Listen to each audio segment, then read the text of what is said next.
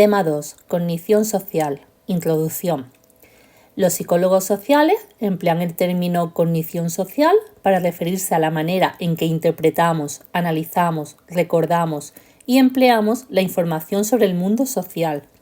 En líneas generales, la cognición social estudia los procesos que utilizamos las personas para pensar y dar sentido sobre lo que percibimos de los otros, de sí mismos y de las situaciones sociales.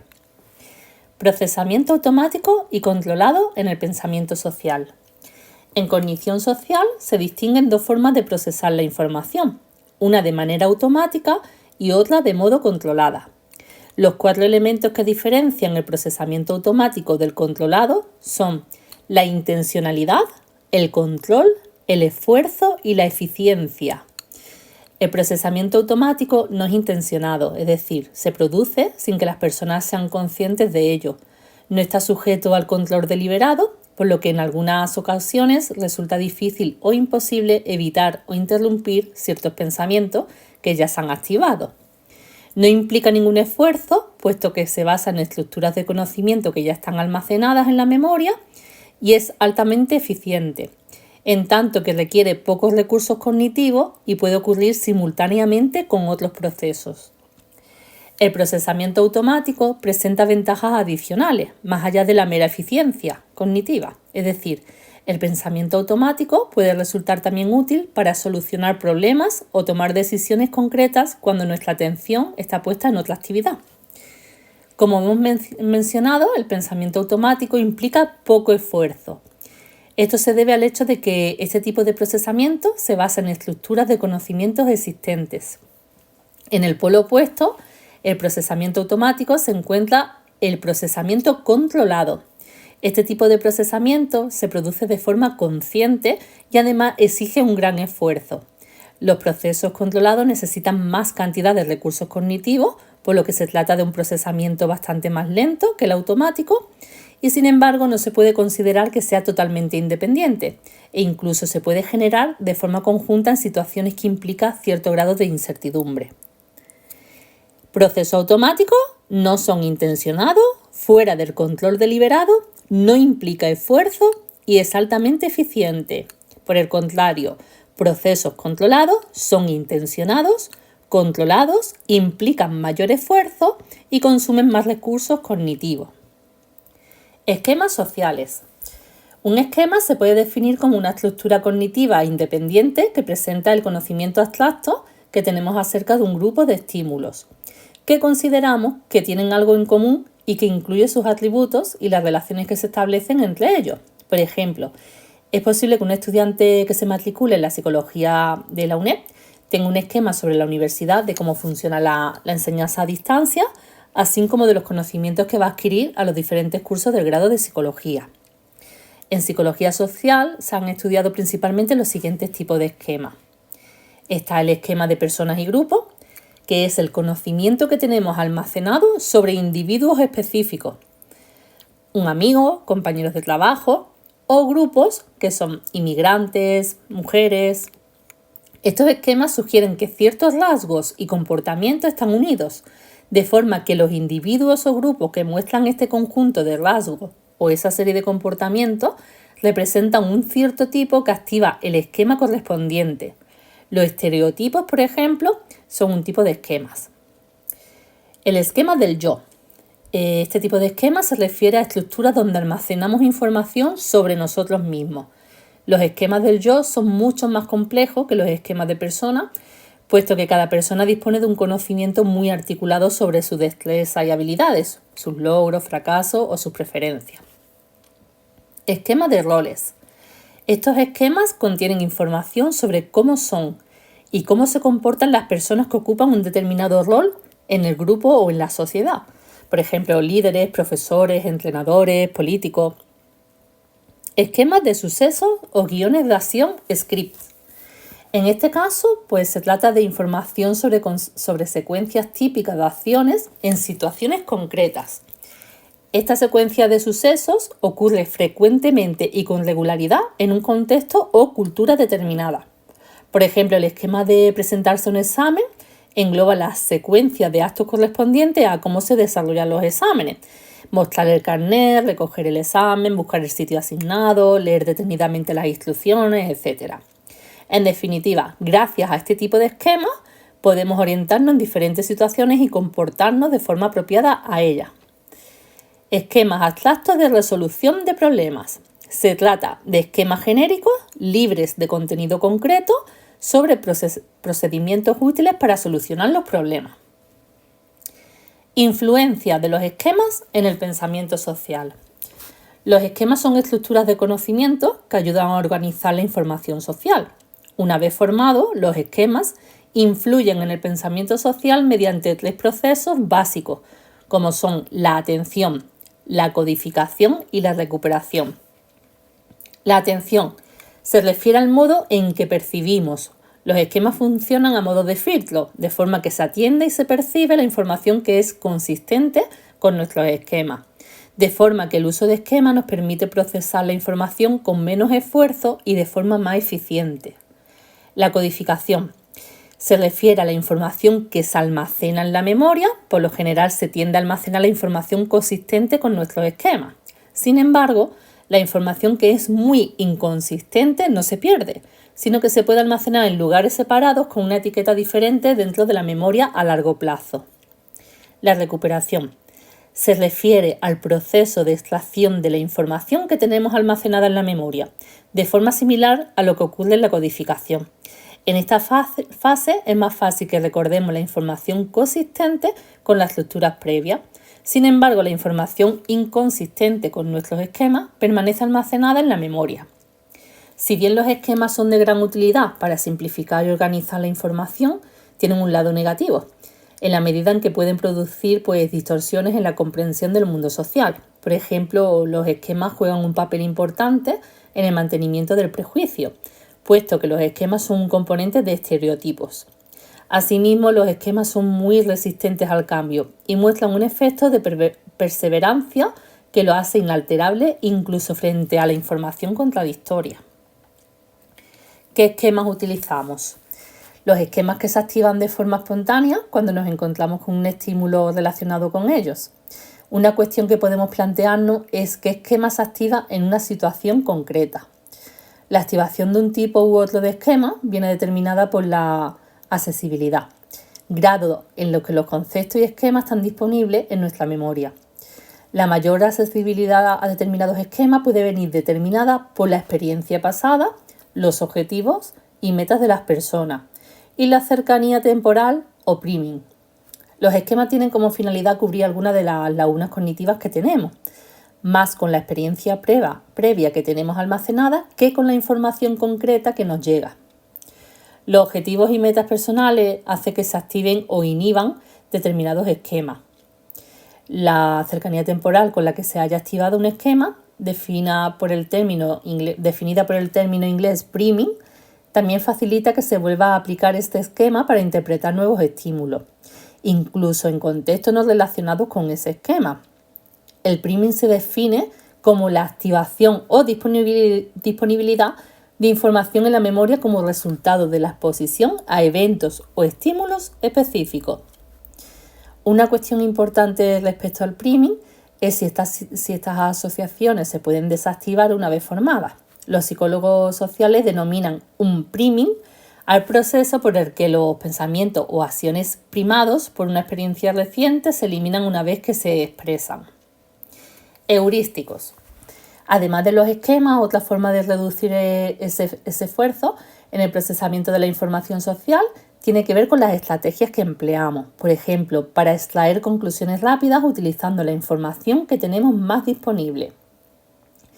Tversky y Hahnemann definen un heurístico como una serie de reglas muy sencillas que las personas usamos de forma frecuente para hacer juicios y tomar decisiones sobre diversos asuntos sin consumir muchos recursos cognitivos. Es decir, se trata de una especie de atajos mentales que en la mayoría de las ocasiones nos funcionan, pero a veces pueden llevarnos a cometer errores desde un punto de vista lógico, probabilístico o racional. Heurísticos de representatividad. Según Tversky y Hahnemann, el heurístico de representatividad nos permite juzgar la probabilidad de que un evento pertenezca a un conjunto, fijándonos en la semejanza entre el suceso y la categoría. Por lo tanto, la estimación que hacemos se basa en determinar si el evento es representativo de una clase y si decidimos que lo es, juzgaremos que es probable que pertenezca a esa categoría. Steve es muy tímido e introvertido, siempre servicial, pero con poco interés por las personas del mundo real. Una persona tranquila y ordenada, que necesita del orden y de la estructura con una gran pasión por el detalle. A continuación se nos pregunta por la profesión de Steve. Entre las siguientes te ponen granjero, actor, bibliotecario, buzo o cirujano. Para dar una respuesta rápida, nuestra estrategia sería estimar el grado en que Steve es representativo o similar a la persona promedio de cada una de las categorías. Heurístico de simulación. Definen el heurístico de simulación como el mecanismo que hace que estimemos más probables aquellos eventos que tenemos más facilidad para imaginarnos que pueden llegar a ocurrir. Utilizamos este heurístico cuando hay que predecir un hecho futuro, cuando tenemos que diagnosticar la probabilidad de un hecho específico y cuando calculamos las probabilidades de que ocurra algún suceso. Este heurístico también nos conduce a buscar alternativas a hechos o circunstancias pasadas o presentes, planteándonos qué podía haber ocurrido. Si solo hubiéramos hecho algo, error cognitivo denominado pensamiento contrastáfico. Heurístico de disponibilidad. Este heurístico se utiliza para estimar la probabilidad de un suceso, la frecuencia de una categoría o la aparición conjunta de dos fenómenos. El heurístico de disponibilidad refleja la tendencia que tenemos las personas a utilizar los ejemplos específicos que con mayor rapidez vienen a nuestra mente, es decir, los que están más accesibles. Por ejemplo, si nos planteamos el riesgo que supone viajar en coche o en avión, es probable que optemos por la segunda opción, aunque afortunadamente son mucho menos frecuentes que los que se producen en la carretera. Producen más impacto por sus características y están más accesibles. Sin embargo, las estadísticas reflejan semanalmente el alto número de víctimas en carretera. Es decir, lo habitual es proporcionar respuestas rápidas basadas en la facilidad con la información que viene a la mente. Heurístico de anclaje y ajuste. El heurístico de anclaje refleja la tendencia que tenemos las personas a reducir la ambigüedad tomando como referencia un punto de partida, o sea, un ancla, al que nos ajustamos para la búsqueda de la solución final. Por ejemplo, para los autores de este capítulo, como profesores universitarios, el número de estudiantes matriculados en esta asignatura durante el curso pasado nos va a servir de referencia para estimar lo que pueda matricularse el próximo año. Errores en la cognición social. Hasta ahora nos hemos referido a cómo las personas procesamos la información que proviene del medio social. En este repaso se ha puesto énfasis en el hecho de que el sistema cognitivo tiene una capacidad limitada, por lo que debe hacer uso de diversas estrategias que le permitan procesar la información sin llegar a un estado de sobrecarga. A pesar de su efectividad, el uso de ciertas estrategias pueden conducir a errores en la forma de procesar la información. En este apartado se exponen algunas de las fuentes potenciales de error en la cognición social, aunque se los denomine errores. Esto no debe considerarse como un aspecto negativo, puesto que estas tendencias de respuestas erróneas resultan bastante adaptativas a la hora de responder a la complejidad del mundo social. Por cierto, a modo aclaratorio, comentamos que un error es una equivocación puntual o circunstancial, normalmente asociada a la desviación de una determinada regla normativa, mientras que un sesgo es una tendencia sistemática a cometer una determinada distorsión. El pensamiento mágico. El pensamiento mágico se refiere a las atribuciones de causalidad carentes de lógica, sin ningún tipo de respaldo empírico, que las personas hacemos en ocasiones, como por ejemplo cuando creemos que nuestros pensamientos pueden tener consecuencias en el mundo externo, ya sea por nuestra propia acción o por la intermediación de fuerzas paranormales. Sesgo de impacto. El pronóstico afectivo hace referencia a las predicciones que hacemos las personas sobre los sentimientos que tendremos en el futuro. Este sesgo es un ejemplo de cómo las creencias pueden influir en el afecto. Wilson y Gilbert, según estos autores, los seres humanos no somos muy precisos a la hora de imaginarnos nuestro futuro.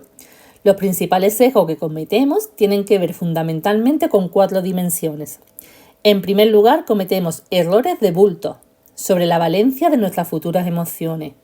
En segundo lugar, no tenemos claras las emociones específicas que sentiremos con el paso del tiempo. Es decir, aunque a veces podamos acertar la valencia de nuestros sentimientos, negativos o positivos, en algunas circunstancias no adivinaremos qué emociones concretas vamos a experimentar.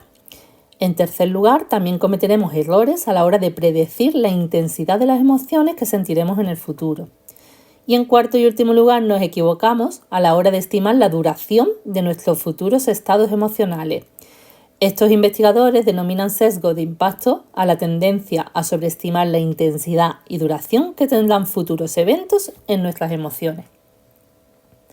Sesgo de proyección. En muchas ocasiones las personas usamos nuestras vivencias del presente para predecir cómo creemos que será el futuro. En psicología social llamamos sesgo de proyección a esta tendencia a basarnos en nuestras experiencias actuales para imaginarnos cómo será lo que nos deparará el día de mañana. Falacia del jugador y de la mano caliente. La falacia del jugador hace referencia a creer erróneamente que los sucesos pasados afectan a los futuros, en lo relativo a actividades aleatorias, como en muchos juegos de azar. Tversky y Kahneman creen que la falacia del jugador se traduce en creer que la equiprobabilidad se manifestará en un número reducido de observaciones. Por ejemplo, estos autores comentan que cuando se nos pide que imaginemos una secuencia hipotética de pocos lanzamientos de una moneda, que incluye dos sucesos que tienen la misma probabilidad de ocurrir, tenemos tendencia a pensar que ese segmento de tiros reflejará a la perfección las leyes del azar con un 50% de cara y un 50% de cruces. Sin embargo, según los principios más básicos de la probabilidad, cuando existen muestras muy pequeñas, como en el caso de una secuencia corta de lanzamiento de una moneda, no se aplican las leyes de los grandes números, es decir, cuando existen pocas observaciones, es más probable que existan desviaciones a lo esperable. Estos investigadores comentan que las personas creemos firmemente en la justicia de las leyes del azar, es decir, pensamos que cualquier desviación de la norma se autocorregirá para que el resultado final acabe siendo lo más parecido a lo normal. Por ejemplo, lo razonable esperable es que si una secuencia de 5 lanzamientos de monedas salgan 5 caras, los siguientes resultados sean cruces, o que si un niño se desvía mucho con un CI de 150 de la media en inteligencia, que es 100, aparezca otro que lo compensen con un CI de 50.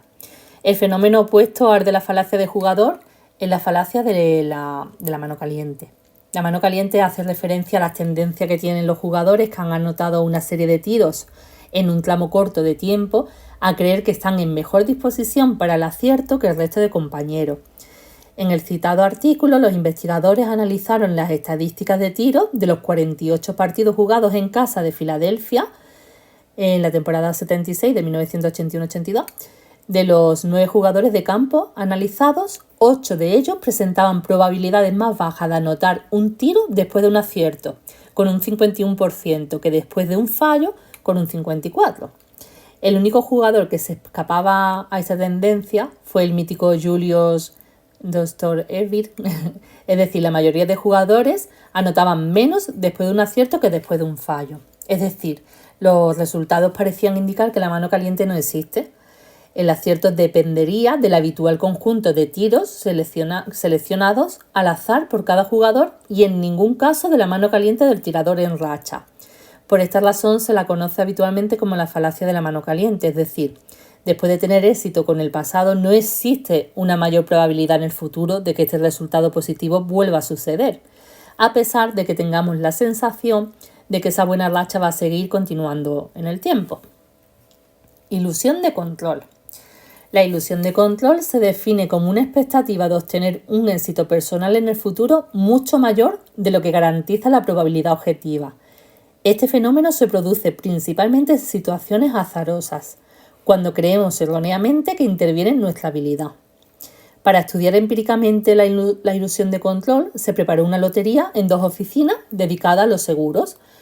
Estaba situada en Nueva York. Esta porra permitía ganar $50 a los participantes que formaron parte de este experimento. Según señala Langer, cada billete costaba solamente $1. En una oficina en la que la condición libre de elección los empleados podían elegir el boleto que quisieran, mientras que en la otra empresa, en el grupo sin elección, la autora proporcionaba directamente a los participantes el billete con el que participarían en el sorteo. A estas personas que decidieron participar se les dijo unos días más tarde que alguien de la oficina se había quedado sin billete y se les preguntó si estarían dispuestos a vender su número. Los resultados fueron que los empleados que eligieron su billete, su número, pidieron un precio mucho más alto, con una media de $8,67, que los participantes que no eligieron el número, con una media de $1,96. Es decir, la libre elección hacía creer a los empleados que su boleto tenía un precio más elevado. En otras palabras, las personas que habían elegido el número estimaban que el producto era aún más valioso. Sesgo de confirmación. El sesgo de confirmación se define como la tendencia que tenemos las personas a favorecer, buscar, interpretar y recordar la información que confirma nuestras creencias y a rechazar posibles explicaciones alternativas que no concuerden con nuestra visión. Por ejemplo, las noticias falsas. Se explica precisamente por este sesgo de confirmación. Por muy absurdos que sean los argumentos, si hay gente que se lo cree, la persona tenderá a buscar información que sea congruente con su visión, evitándole el fuentes oficiales que podrían poner en entredicho sus convicciones. Optimismo no realista. El optimismo no realista hace referencia a las tendencias de los individuos a pensar que tienen más probabilidad que otras personas de que le sucedan cosas positivas y menos posibilidades de que le pasen eventos negativos.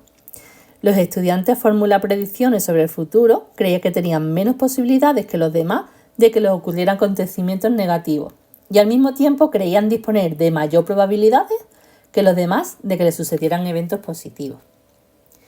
Pensamiento contrafáctico. Los autores denominan esta capacidad para generar escenarios alternativos a los que realmente ha sucedido como pensamiento contrafáctico. Como señalábamos en el apartado anterior, este tipo de pensamientos derivan del heurístico de simulación. Los resultados mostraron que los deportistas que habían ganado un bronce se mostraban más alegres que los atletas que habían obtenido la plata. Los investigadores interpretan estos resultados en función de los pensamientos contrafácticos. Los medallistas de plata se comparaban con quienes habían ganado el oro y se sentían decepcionados. Es decir, los deportistas con la plata hacían un pensamiento contrafáctico al alza. Por otro lado, los medallistas de bronce se comparaban con los que acabaron en cuarto lugar, que se quedaban sin medalla y solo tienen un diploma olímpico, y se sentían más felices por ello. En este caso, los atletas con el bronce realizaban un pensamiento contrafáctico a la baja. Sesgo retrospectivo. Podemos definir el sesgo retrospectivo como la tendencia que tenemos las personas a creer que sabíamos algo desde el principio, antes incluso de que el evento se produjese. Los autores observaron que cuando un posible acontecimiento se había acabado produciendo realmente, los participantes exageraban la probabilidad que le había asignado originalmente cuando se les pedía que lo recordasen. En plena Guerra Fría se trataba de un hecho difícil de predecir, pero una vez que Nixon y Leonid habían decidido poner a sus agencias espaciales a colaborar, los participantes creían que lo habían visto venir desde el principio. Falacia de la planificación. Tversky y Kahneman acuñaron el término falacia de la planificación para referirse a la tendencia que tenemos los seres humanos a infraestimar el tiempo que nos va a llevar la realización de una determinada tarea.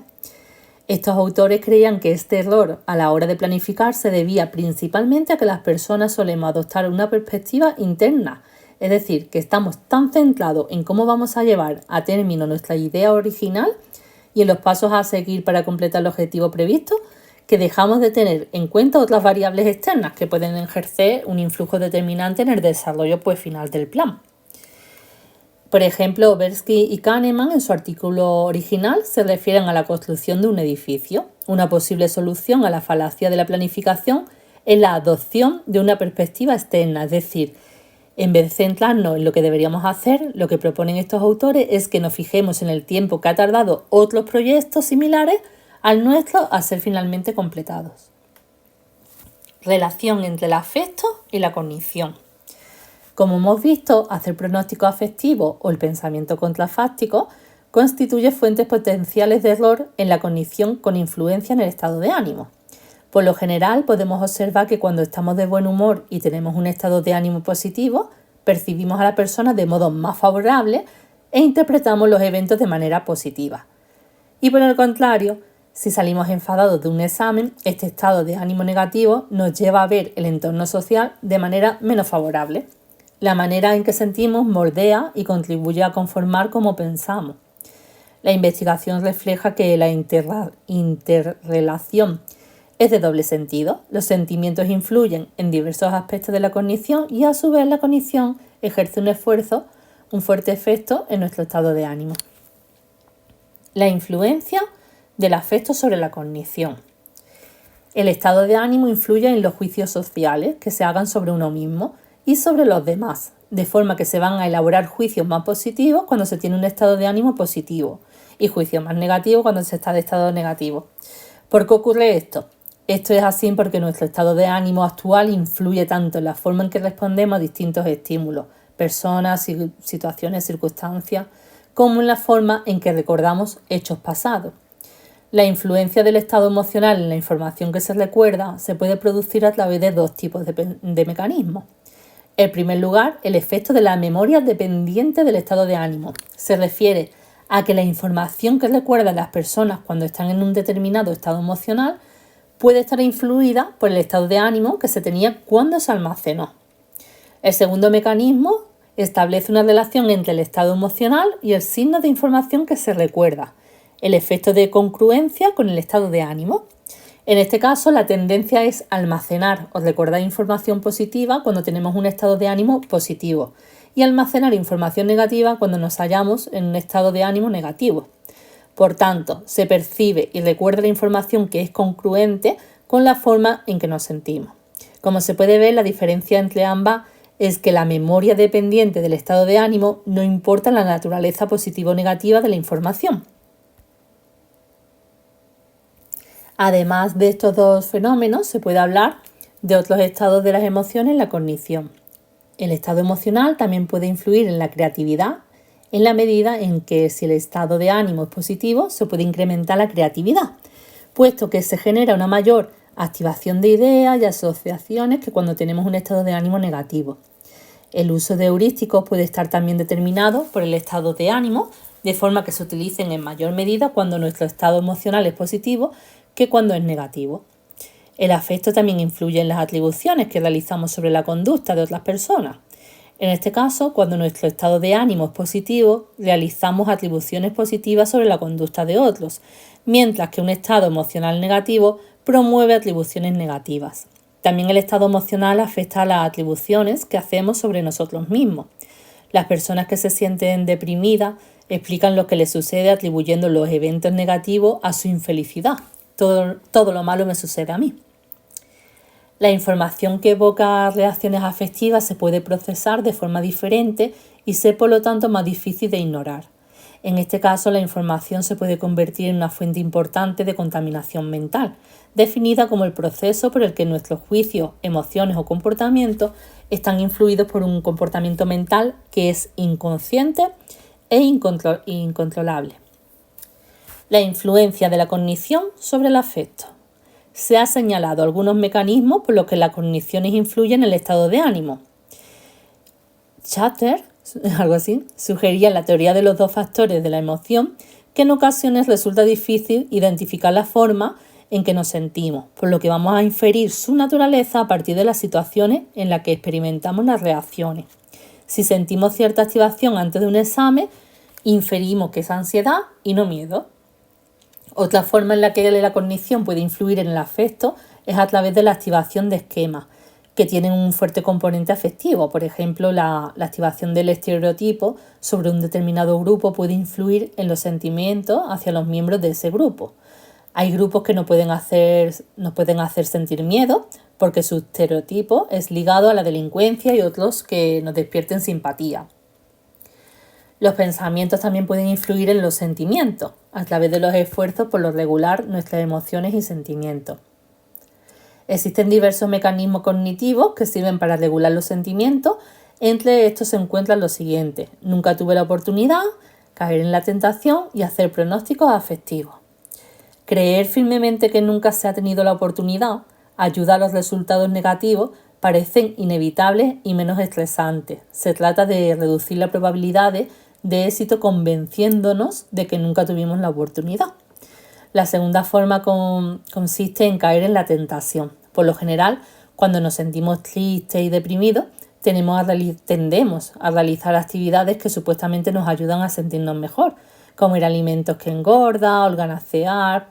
En el desarrollo de estas conductas se justifica por la angustia emocional que se siente en esas ocasiones, puesto que esta angustia reduce la capacidad o motivación para controlar nuestros impulsos a hacer cosas que son gratas pero negativas para nosotros. En el apartado anterior se ha expuesto el error consistente en hacer pronósticos afectivos. Según este sesgo, hacemos predicciones sobre cómo nos sentiríamos si pensamos en una experiencia que no hemos vivido y damos a dicho pronóstico un valor real. Sin embargo, estos pronósticos afectivos o predicciones sobre cómo nos sentiríamos acerca de un evento que no hemos experimentado son a menudo inexactos. En la medida en que los pronósticos afectivos se basan en una forma diferente de procesar la información en comparación con la experiencia emocional real, estos dos tipos de respuestas, pronóstico y experimentar, deberían diferir.